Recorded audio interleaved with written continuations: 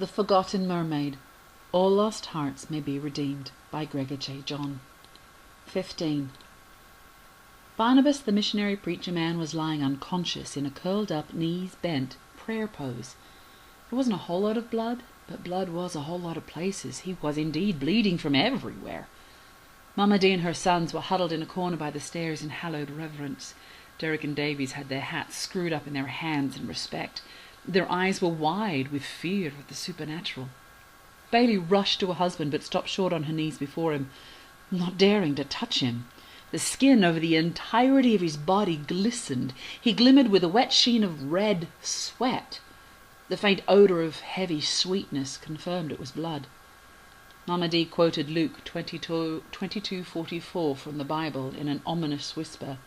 And being in an agony, he prayed more earnestly, and his sweat was as it were great drops of blood fallen down to the ground.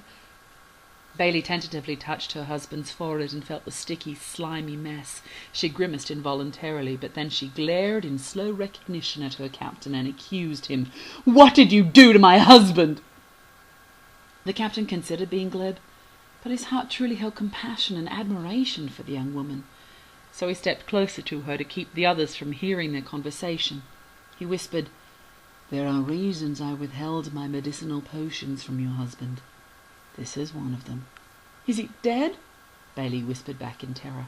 "No," replied Bryce, and he gently placed his hand upon her head and continued, "Not yet, but he will be very soon." "What's wrong with him?" The girl trembled, vulnerable and breaking. Bryce kneeled to pick up the preacher man. He carried him up the stairs to the deck and set him on the pile of ropes by the main mast. "Mama D," he called to the solemn procession of followers. "Yes, Captain."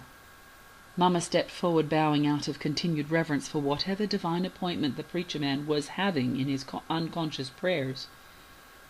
"We need warm chamomile tea, enough to fill a basin, so we can wash the poor man down and make his last hours a little more comfortable."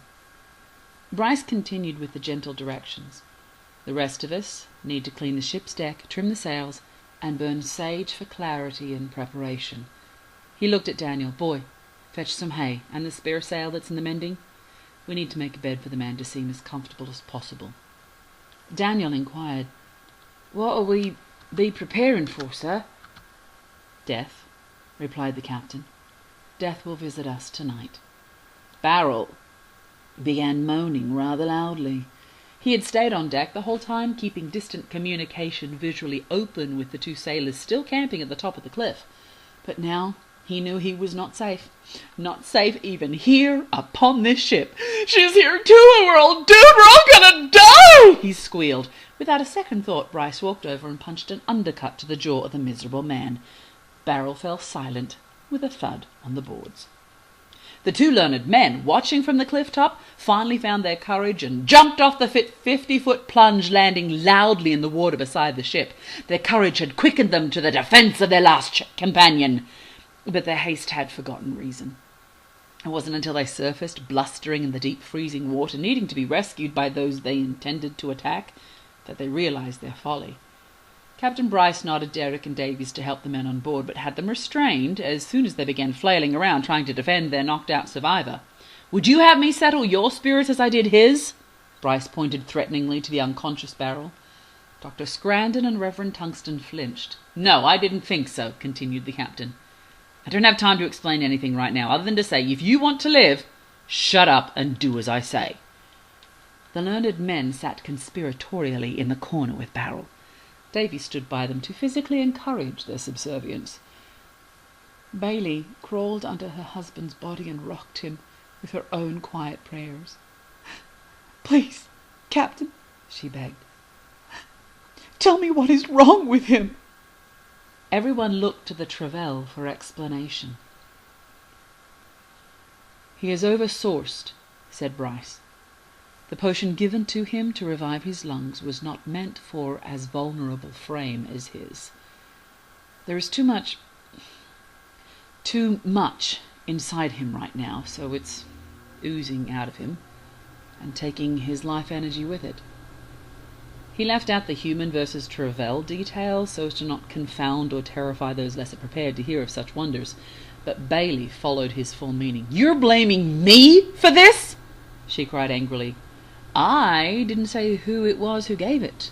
Bryce looked sternly at her to warn her not to give away any further secrets. But Bailey was too worked up in sorrow and mourning to heed his concerns. "What are you doing with such potions hidden away in your cabin anyway?"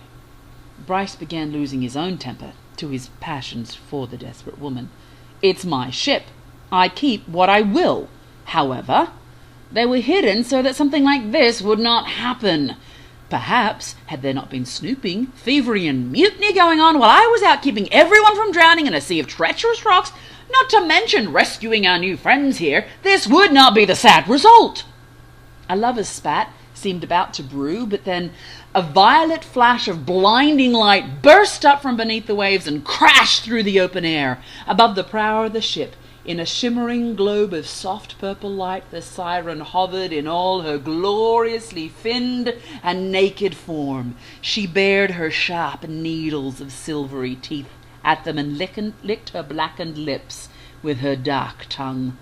The men did not know whether to fall on their knees in lusty servitude, scream for mercy, or run in terror, so they stood still, with mouths and eyes held wide to take in all the terrifying beauty that was before them. Captain Bryce Deluse's heart melted. There she was, so changed from their first innocent meeting. But he supposed he was much different also. Matilda screamed at them with banshee clarity, "Get off my island!"